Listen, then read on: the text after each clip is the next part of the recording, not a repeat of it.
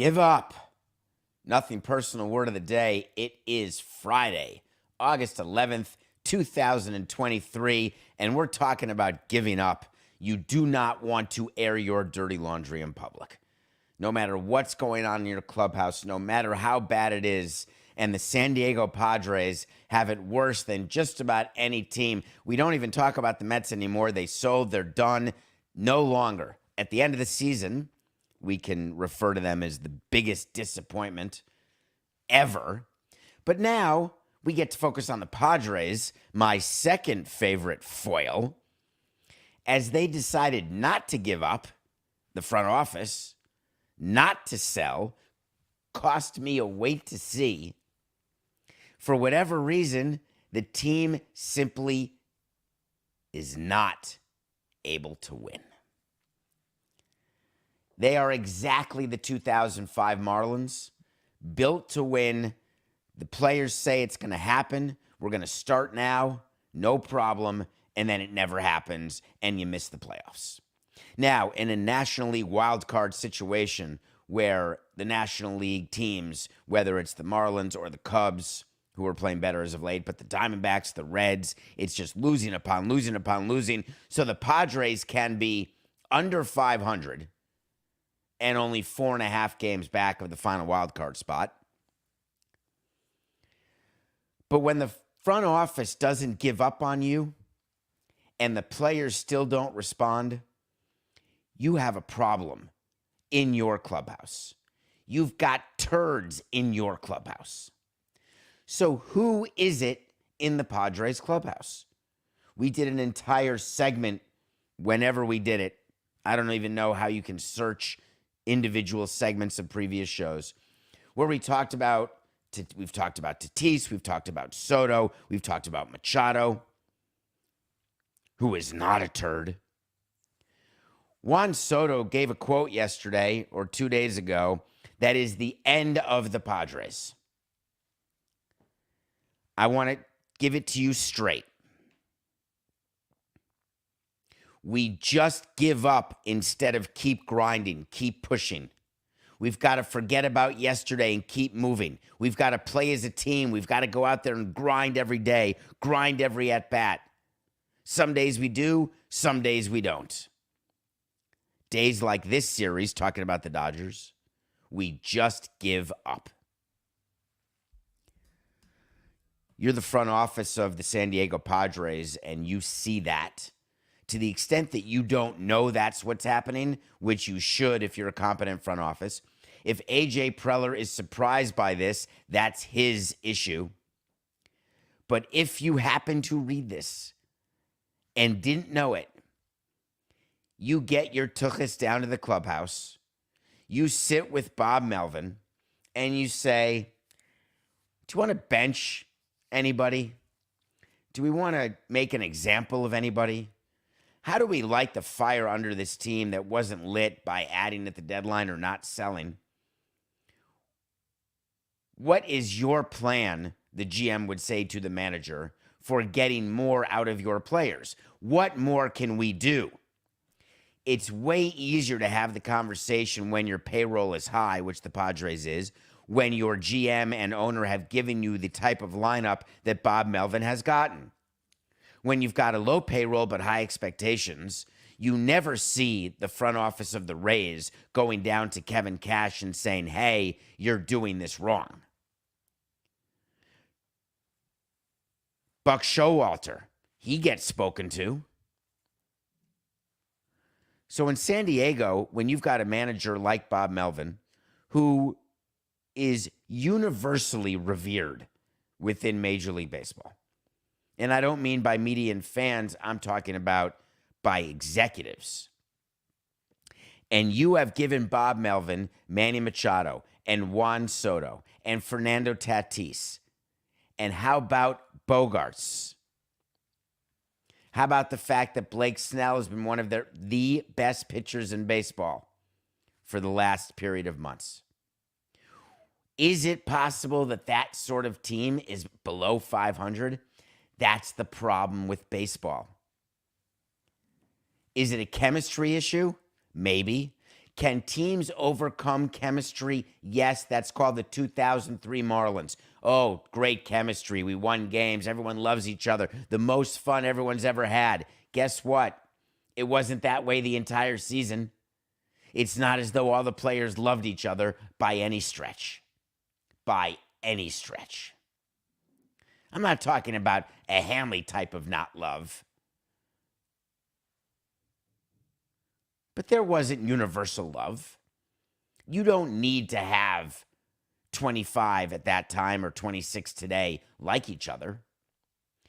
But on the field, if there is a player who may be a leader, Juan Soto, but he's not, and he's saying that players are giving up, and he's the one that doesn't have the long-term deal, and the other players on the team, Tatis, Bogarts, Machado, they've got the long-term deal.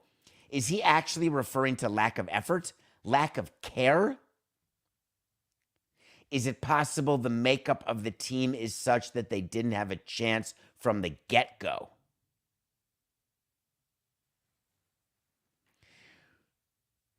I would like to present to you the possibility that the San Diego Padres, as constituted by Peter Seidler, the owner, and A.J. Preller, the general manager, did not have a chance to win given the makeup of that team.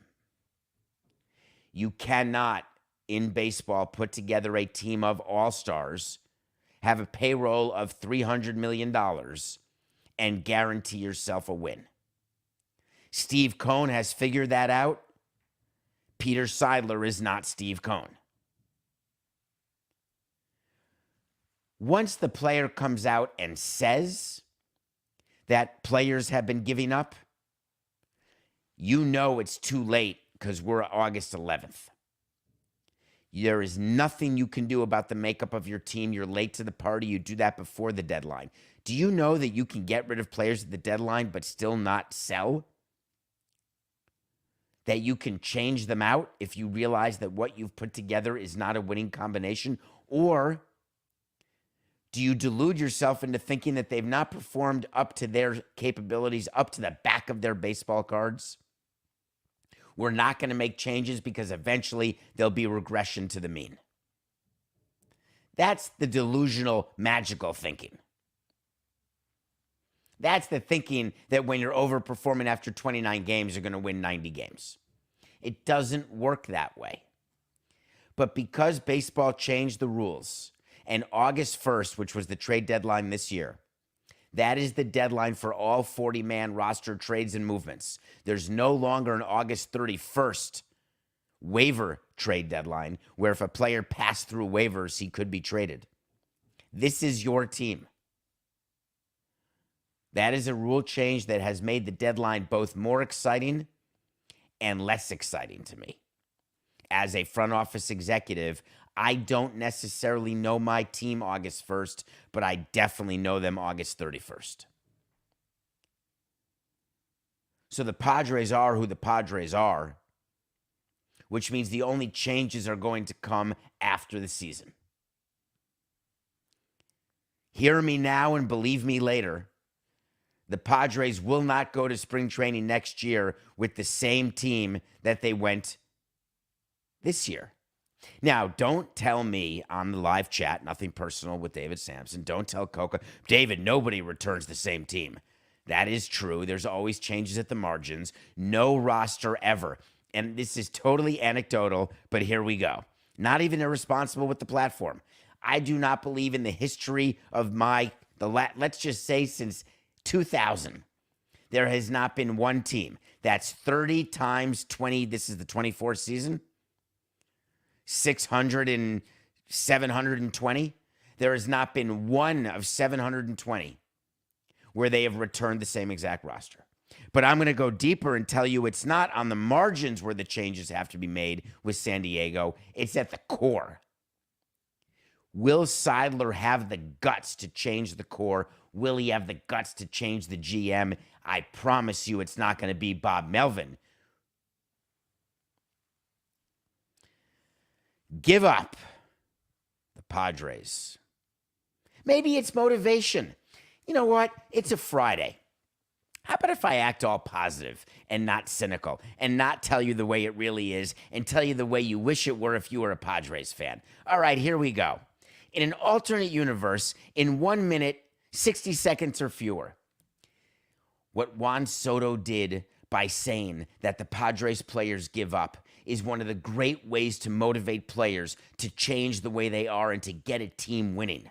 I am so happy that Juan Soto, as the leader, stood up and did it, because now the Padres are going to fly. They're going to start winning games hand over fist, and they're going to catch the Dodgers. Way to go. How did that go? Good?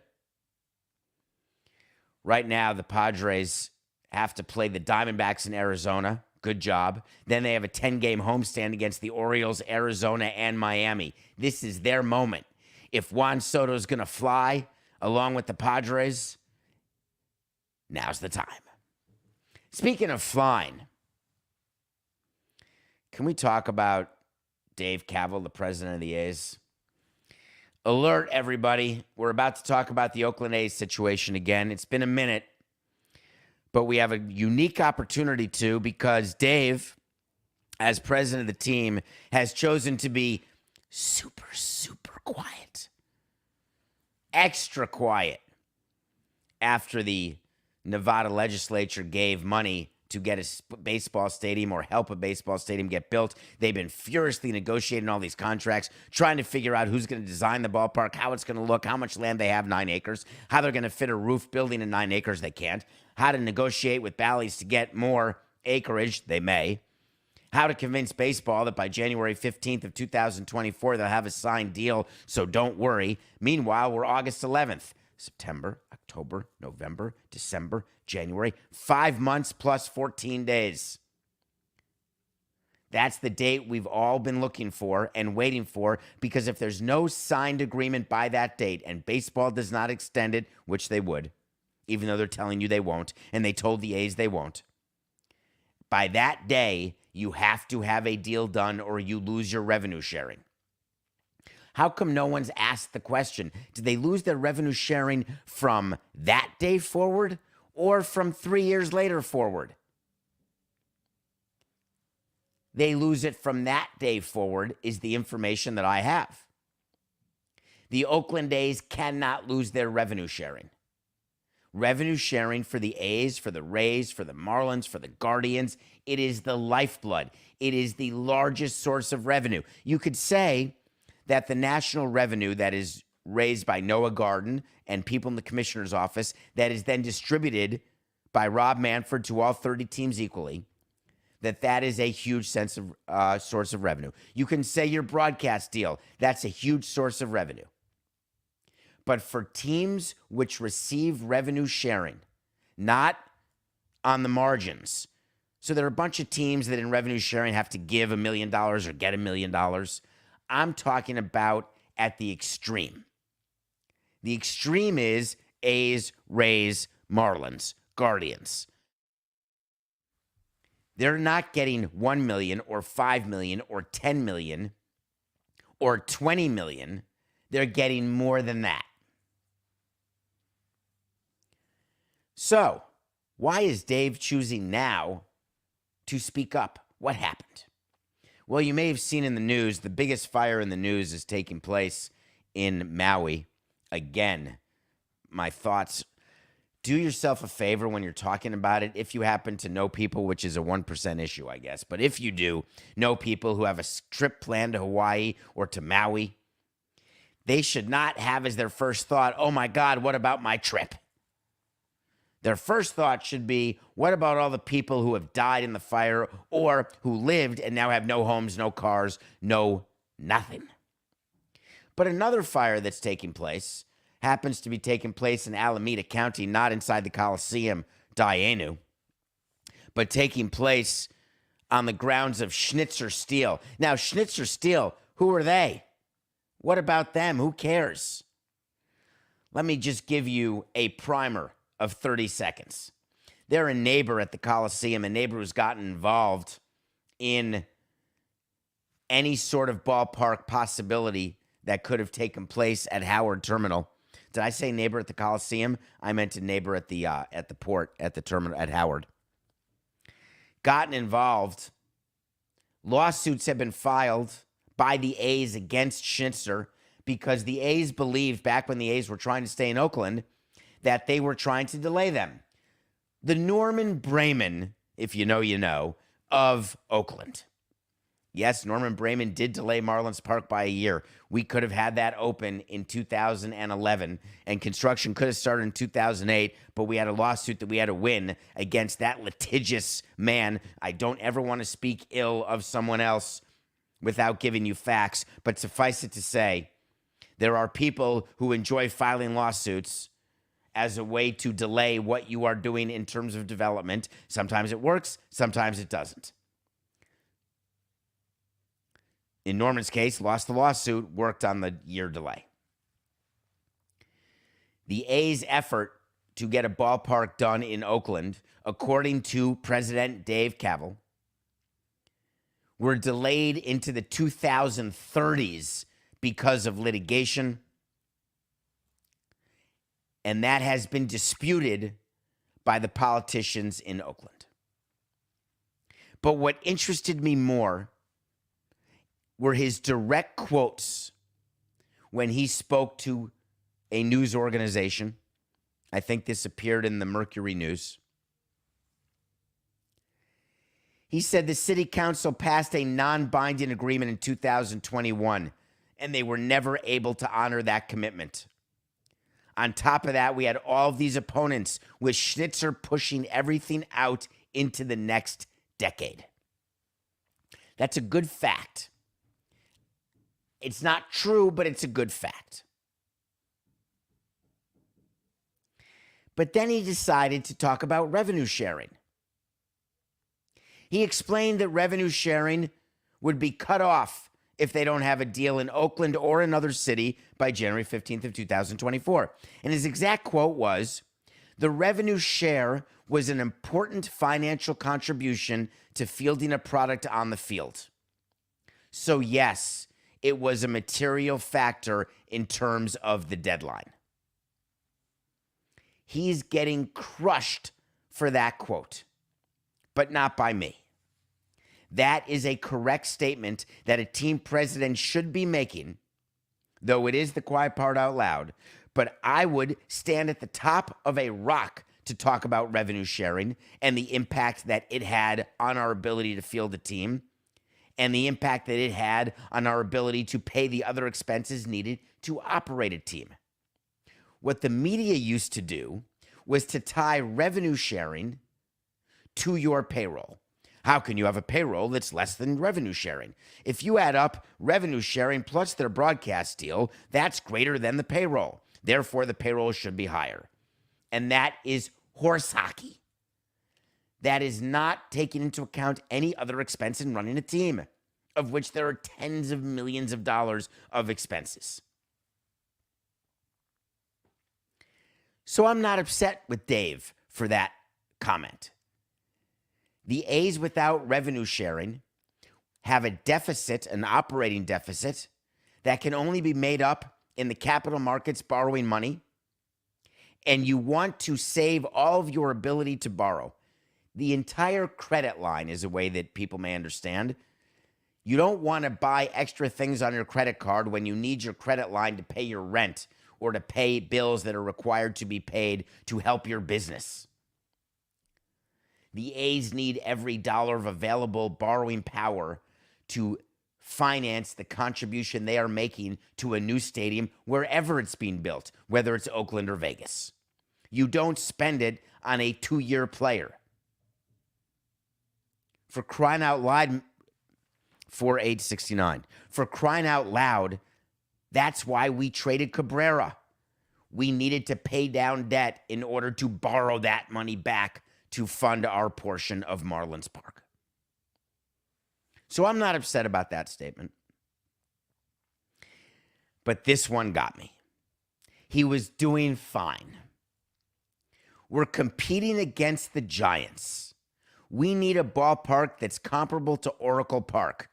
That's Pac Bell, the first Pac Bell. That's the beautiful, perfect Giants ballpark. You're competing for fans, so you need a ballpark that's commensurate.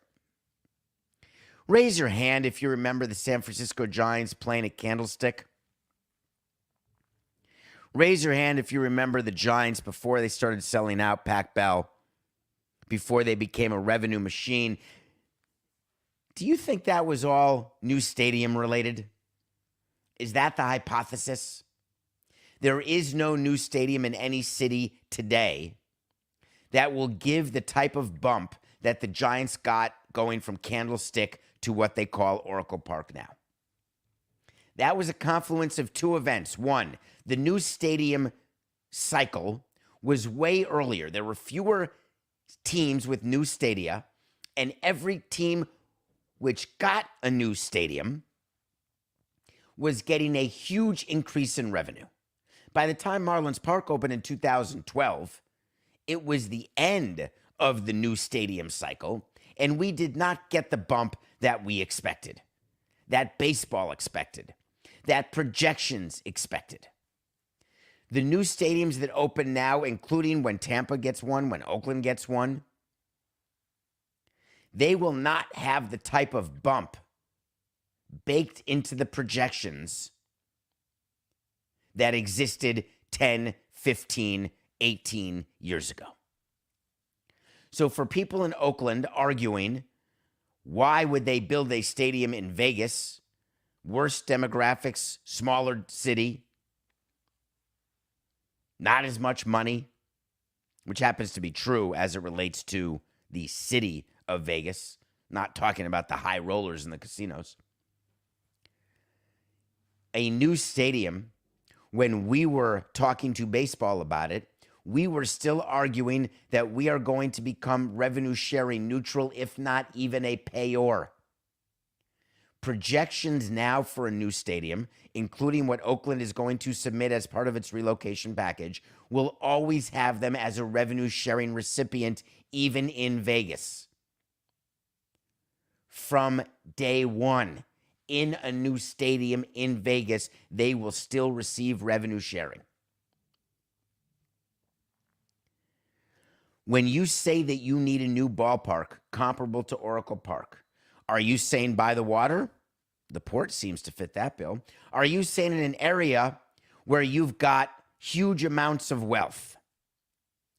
Well, now let's go back to when Oracle Park opened. And I told you it was part of not just the new stadium craze, but also they were in a part of our country where tech was financing everything. There was so much money in the San Francisco area. They had the rights to San Jose, a place where Lou Wolf, the former owner of Oakland, wanted to move, and there could never be a deal cut between the Giants and Major League Baseball to give San Jose as a market away. The Oakland market is able to easily support a Major League Baseball team. President Dave Kaval went through the fact that Oakland has lost the Raiders, it's lost the Warriors. That should be a factor. We thought it was a positive factor. Maybe it's a negative factor because everyone's expectations got raised too much. But when you're the only game in town, while you do have proximity to San Francisco, you should know that the way baseball works, and Rob Manfred knows this, team presidents know this, it would seem that Dave should know it too. There will be ups, there will be downs, because you are not in a market, no matter what, that will have sustained sellouts every single year. Vegas won't be it. Oakland won't be it. But your ability to generate more revenue in a new ballpark versus what you are doing in the Coliseum is guaranteed, but not at the level that you're all thinking.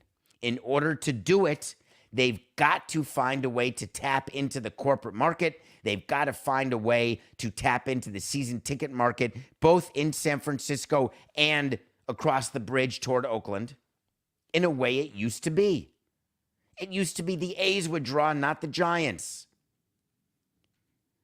So two sport team markets exist. They exist in Chicago. You don't hear the White Sox talking about the Cubs that way. Yankees, Mets. You don't hear the Yankees talking about the Mets that way. Dodgers, Angels. You don't hear the Dodgers talking about the Angels that way. With the A's and Giants, there's no reason for either team to think they cannot exist with the other in existence. So my suggestion is the following to Dave. It's if you are going to start talking publicly for the first time, you ought to repair some of the damage that Rob Manfred did by some of the comments about Oakland and its fans, because it doesn't hurt you any. But you also need to be doing PR in Vegas if that's where you plan on moving and you think that move's going to happen. You ought to be giving updates. I was able to give updates about process even when we didn't have signed agreements that had been voted on. You can talk to the media, through the media, to your fans with steps that you're taking that don't mean putting up a billboard saying congratulations to the Golden Knights. When we come back, we're going to review a movie about a craze. I cannot wait to talk about this movie. And we're going to talk about what's going on this weekend in Miami and the fact that I'm here in New York. We'll be right back.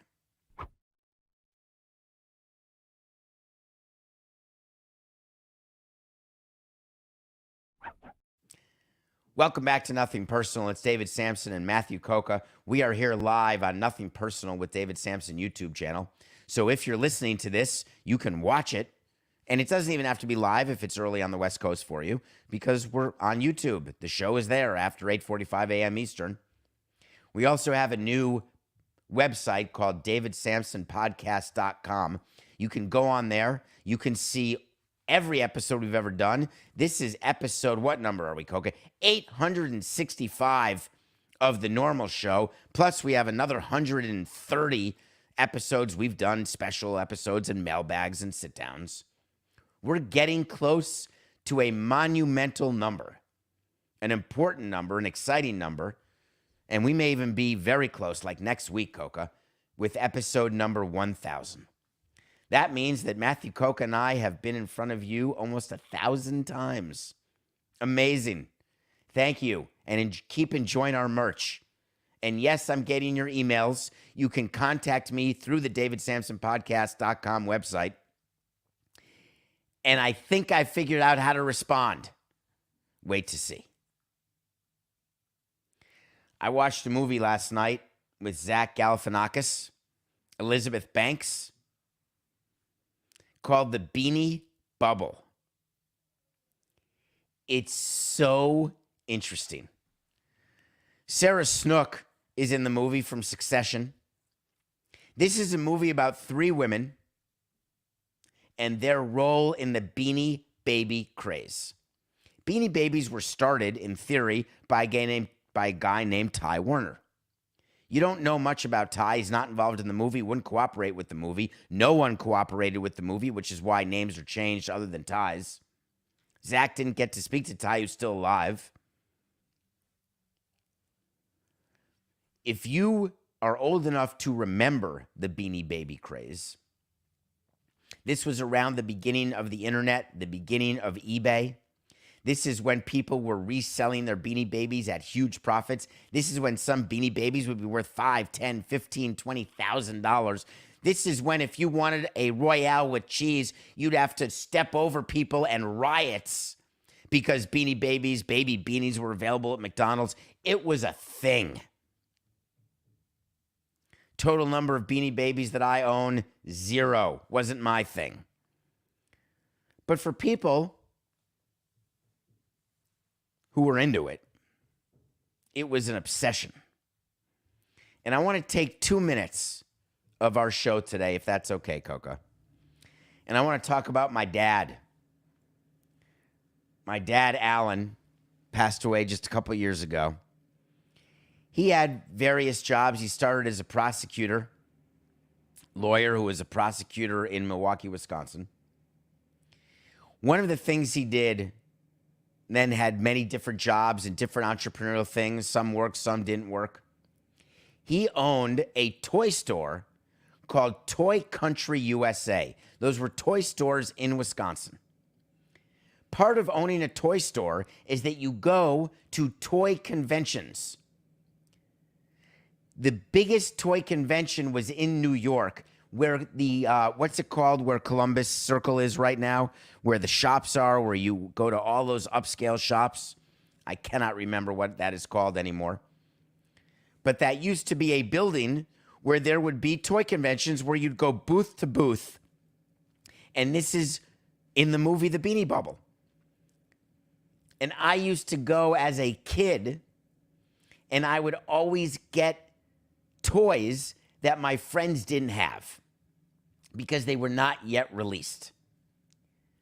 And that was the beginning as I trace my love of whatever I was doing when I was doing it, how proud I was of whatever job I was doing. When I was at Morgan Stanley, I wore Morgan Stanley stuff all the time. Marlins stuff. Expos stuff. Nothing personal stuff. When I was at Cardozo, Wisconsin, Horace Mann, I was always happy where I was. No matter whether I was succeeding or failing. But the feeling of being cool in grade school, it's hard to explain if you don't have kids, or you don't remember, or you think you remember, but in actuality you don't. When you can feel cool as an awkward middle schooler, when you can go to school with a toy as an elementary school kid that no one else has, that feeling of cool, I've never forgotten.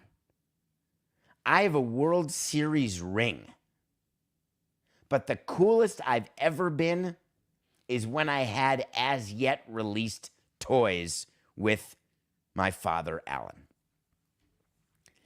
The Beanie Bubble is not exactly true. It is very entertaining. I encourage you to read Fact versus Fiction once you see it. It will be distracting because you will think that Zach Galifianakis looks exactly like John Goodman, and that will make it weird. You will think that Sarah Snook, when in the script she says something to Zach and then says, yeah, exactly like Succession, you'll think that's weird. You'll look at Elizabeth Banks and think, God, I love Zach and Myrney make a porno. And then you'll think that you recall this time in history. But then you'll realize most of it wasn't true. But still watch The Beanie Bubble. I was all in. Okay, Coca, play me some music, please. You know what I want? I want to talk to Samson. So you want to talk to Samson. Hi, David. Hello. Love the show. Thank you. I'm fascinated with David Ross's role with the Cubs, and I'm surprised that he became a manager so quickly after retiring as a player. Winning helps, but is that what an owner expects from a recent player? How often do recent players become managers? How often does that work out? What are the pitfalls and the advantages? Well, thank you very much for this question. This one struck me, came from a DavidSamsonPodcast.com. So thank you for also buying merch, but you should have mentioned that in the question. Then I would have put it in yesterday's show. It is common for recent players to become managers. It's actually sort of hip. And the reason that it's hip is that there are owners and GMs who believe that one of the most important jobs that a manager has is to manage down. I always believe that managing down and managing up were 50-50. Managing down is, how do you interact with the players? I've had young managers and old managers. Old managers are respected by players, even when players haven't heard of those old managers. Young managers are only respected by players if they were respected as players and they are player managers. My issue with hiring just retired players is that the only way they can manage is by being player managers. They can't be disciplinarians. They can't be front office moles. They've got to be always on the side of the players and the clubhouse. The reason why, to me, that doesn't work and that young managers become better as they become older because they learn they do have to manage the front office and they do have to deal with the front office. The reason why it doesn't work is very often the young managers say, wow, I didn't realize this went on. I didn't realize the front office was this involved. I didn't realize all the other crap that my manager had to do when I was playing. God, this stinks. I didn't realize that I had to do more than just show up to stretch and then meet the media if I were the player of the game or I pitched and then I get to go home. Or I just have to show up on the plane on time. Managers have all sorts of responsibilities on and off the field.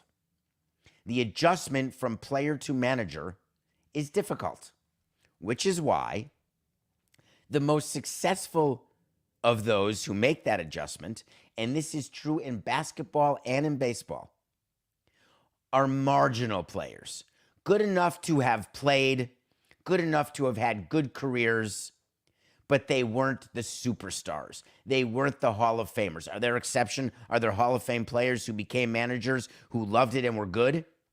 Not many. So one of the things that I would like to mention about David Ross, an outstanding part of a championship team, doing very well with the Cubs. Or is he? Is it Ricketts? Is it Hoyer? Was it Theo before he left? Was it the fact that COVID came? Was it the fact that Wrigley and its surrounding areas had just gotten a huge investment by Ricketts that caused Chicago's payroll to not go where it could have gone given all of the revenue going to payroll instead of going to some of the ancillary investments that have been made, which long-term will help the Cubs, of course. All of those things are possible, but none of those things impact David Ross's ability to be successful and whether he's on the hot seat or not. The thing about young managers who are former players and recently retired players is that owners disregard that transition period. And if there's lack of performance and it's a big-time players manager, which they have to be, they then get rid of the young guy and go for the old one who deserves and gets respect. Does that sound familiar at all for any teams? It should. I appreciate that question. All right, Marlins Yankees this weekend. I keep looking at my phone during this show. It's 8:38 Eastern. We have 7 minutes left until we go full lover boy. I'm going to go running right after this show, Coca. I got to get 8 miles in. We are getting way closer to that 48-mile, 48-hour challenge. But I keep looking at my phone. I'm waiting to hear from anybody in the Marlins organization. Hold on, I'm getting a call. Godot? Hi, it's David. Yes, I'm totally available. Yes, I'll wait on the bench. No problem. Click. Nada. Nothing. Not one call to come celebrate the 2003 World Series championship team. It's 20 years. And this weekend, the Yankees are in Miami. They're celebrating it. They gave away our championship ring from 03. They're doing more to recognize 03 than ever happened under Jeter because we beat Jeter. Love that. Still think about it every day. If you're in Miami, go enjoy. Go to a game and celebrate. Enjoy the fact that the Marlins are in a playoff position now, and enjoy the fact that no matter how old you are, you have that as part of your fabric. You've got 97, you've got 03. But what about the difference between the Yankees and the Marlins that year? The Marlins should have been favored. They were the better team for sure. Better record since middle of May than anybody in baseball. Certainly better than the Yankees. All the Yankees had was a bigger payroll. We had better pitching. We had better hitting. Better depth in the lineup. All of it. Better bullpen. All of it. Since 2003, the Yankees got a new stadium done. The Marlins got a new stadium done. The Yankees won a World Series in '09. The Marlins have not. So the Yankees and Marlins are tied since 2003 with one World Series each. They're tied with one new ballpark each. They are not tied in general managers because the Marlins have had, since '03, Beinfest, Hill, Jennings, and now Kim Ng. That's 4-1. Managers. Can't even count the number of managers the Marlins have had. Not sure I can count the managers the Yankees have had, but I'd say Yankees have had fewer. The biggest difference is in revenue and payroll. The Yankees are able to generate through their broadcast deal a number that was a multiple of at least 5x to what the Marlins were drawing from broadcast revenue. They were also able to have gate revenue at 4x of what the Marlins were ever able to do, whether it was Pro Player or Marlins Park. Corporate revenue, not comparable. But the Marlins got revenue sharing, and the Yankees paid revenue sharing. What the Yankees have been able to do is have way more success, way more playoff appearances. But is there really that big a difference? Our argument always used to be there was because we always wanted more revenue so we could have higher payroll. And we would always explain our losing by saying our payroll isn't high enough, therefore that's why we're not able to make the playoffs. Ignore what the Rays do. Ignore what's going on this year with the Orioles. Ignore what the A's were able to do. Not this year, they're rebuilding, retooling. But the A's and their playoff runs have been epic. The biggest difference between the Marlins and the Yankees is the difference between New York and Miami. Miami believes that they can be New York. They want to put themselves out as being Southern New York. But the revenue that goes along with being New York will never be matched by the revenue that goes along with being Miami. Congratulations to the Marlins. 20 years. I think I'm going to wear my ring all weekend. I can't wear it while I run, but I think I'm going to wear the ring. And then I'm going to watch the games, of course, and I'm going to watch Josh Beckett come back and Derek Lee and Mike Lowell and Conine and all of the people from our '03 team. And I'm going to call up Larry and Mike, also not invited, and I'm going to say, hey, why don't we have our own party? And maybe we will. Nothing personal pick of the day. Coca told you there was no value, and I continue to tell Coca, if you lose the bet, there's really no value. Yes, we had to risk 258 to win 100, but we did. The Phillies beat the Nats. Again, Corbin had a good start. I didn't think he would. Nola had a good start, thought he would. But Philly won. We're back to over 500, 110 and 109. I have 2 games for you this weekend, 2 series that I want you to watch. Let's start with the Blue Jays and the Cubs. The aforementioned Cubs. We spend plenty of time talking about the Blue Jays. Berrios is pitching Friday, and we are taking the Blue Jays over the Cubs in game 1 of that series. But the Saturday game is the series that you'll watch, hopefully, Yankees-Marlins. Nasty Nestor is an underdog to Sandy Alcantara. I'm taking the Yankees. The Yankees have proven that they are not good. They have proven they have a hard time winning games, period. Sandy has been pitching better 2 of his last 3 starts. But there's something about when the Yankees come to Miami. My experience when the Yankees were in Miami, it was a struggle. It's hard for the home players, unless they're veterans. And there's some veterans on the current Marlins, but it's a young, interesting team, fun team to watch. It's very disheartening when you're in a playoff run and you are listening to 30,000 people, and I hope that'll be the crowds all weekend, root for the visiting team. In Miami, that's common. Saturday, we're going to take the Yankees as minus 102 dogs over the Marlins.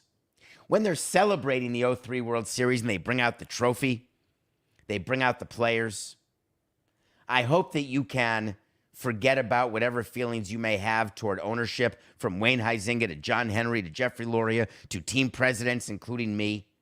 And I hope that you can grab the hand of your child or your spouse or your partner or your friends or your employer or employees and look out on the field and enjoy the magic that can only be gotten through championships and through your affinity and emotional connection to your sports team.